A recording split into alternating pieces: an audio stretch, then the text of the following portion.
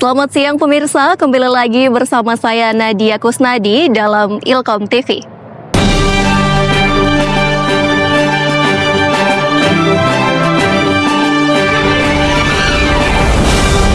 Deadline menjadi hal yang menakutkan bagi mahasiswa. Mereka cenderung mudah frustasi ketika deadline menghantui.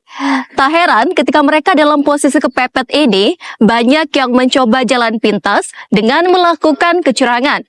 Salah satunya menggunakan jasa joki tugas. Layanan joki tugas menjadi masalah yang cukup serius di kalangan akademik. Jasa ini menghasilkan lulusan yang tidak berkualitas dan mengabaikan nilai kejujuran. Maraknya joki tugas di berbagai kota, termasuk Makassar, menjadi tantangan berat bagi perguruan tinggi. Bahkan, bisnis ini sudah menjamur keberadaannya di berbagai platform media sosial, mulai dari WhatsApp, Telegram, hingga Instagram. Fenomena joki skripsi ini sulit diatasi karena berhubungan langsung dengan perilaku mahasiswa itu sendiri. Para pelaku bisnis ini menggunakan kecerdasan intelektual mereka untuk menyediakan layanan joki tugas. Harga yang ditawarkan pun bervariasi, bergantung pada tingkat kesulitannya.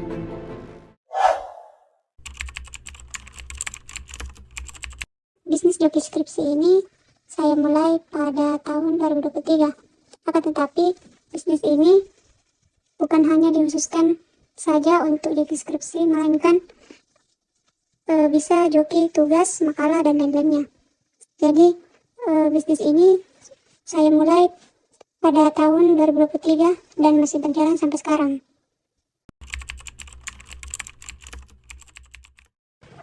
Untuk kisaran harga untuk satu skripsi itu tidak monoton, hanya tergantung dari setiap prodi, karena saya memperhatikan bagaimana tingkat kesulitan ataupun bagaimana pengerjaan skripsi dari setiap prodi pastinya berbeda-beda. Jadi saya mempertimbangkan hal tersebut. Jadi bisa saya katakan untuk pengerjaan skripsi itu di kisaran 1-2 juta.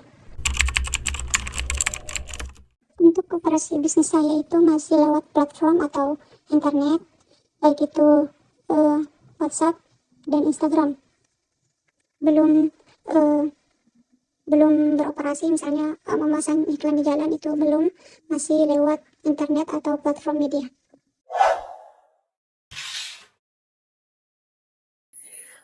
Bagaimana tanggapan Bapak terkait joki tugas ini?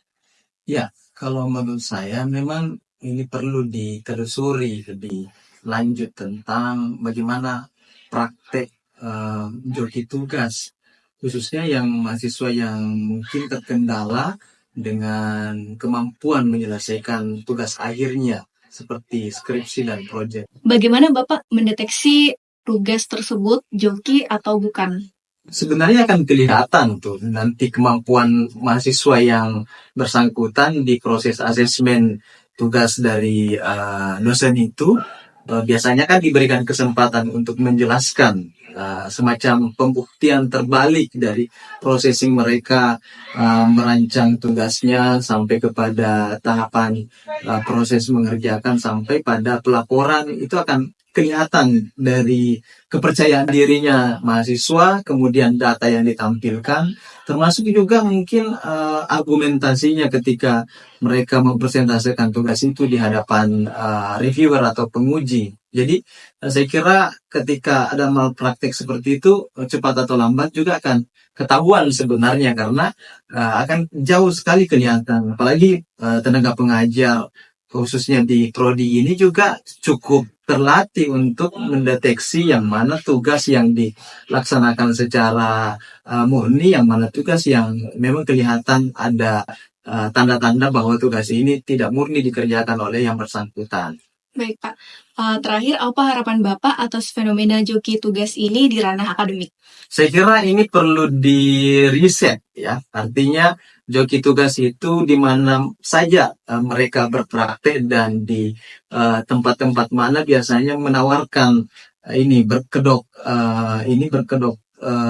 jasa pengetikan mungkin atau jasa-jasa memang ada juga yang terkadang secara terang-terangan menghubungi mahasiswa melalui via WhatsApp dengan ini, tapi saya kira ini adalah tantangan yang harus direspon dan kita harus sensitif untuk melihat itu sehingga mahasiswa memang dalam proses kelas dalam proses pembelajaran memang harus digembleng untuk menjadi seorang mahasiswa yang punya kemampuan kepercayaan diri secara konteks, keilmuan, skill, dan kemampuan yang mapan di bidang IT untuk selalu berbasis problem solving, mengerjakan tugasnya secara mandiri. Boleh juga sih sebenarnya minta bantuan, tetapi keterlibatannya dalam mengerjakan tugas itu memang tidak bisa mengandalkan orang saja, tapi ada proses keterlibatan yang mereka lakukan. Kalau mau dikalkulasi ya mungkin sekitar 70% keterlibatannya, mengetiknya, kemudian mengeksplorasinya. Adapun misalnya dalam aspek analisis data, editing yang lebih profesional, saya kira itu memang adalah hal-hal yang wajar untuk dilakukan oleh seorang mahasiswa agar tugasnya itu lebih sempurna. Mengandalkan orang lain untuk menyelesaikan tugas akademik dapat merusak integritas dan kejujuran yang seharusnya dijunjung tinggi sebagai seorang mahasiswa. Daripada mengandalkan joki tugas, lebih baik berusaha keras mencari bimbingan dan mengembangkan kemampuan sendiri. Proses ini tidak hanya meningkatkan pengetahuan dan keterampilan, tapi juga membangun karakter dan rasa percaya diri yang akan bermanfaat di masa depan. Demikian berita yang dapat kami sajikan. Saya Nadia pamit undur diri dan sampai jumpa.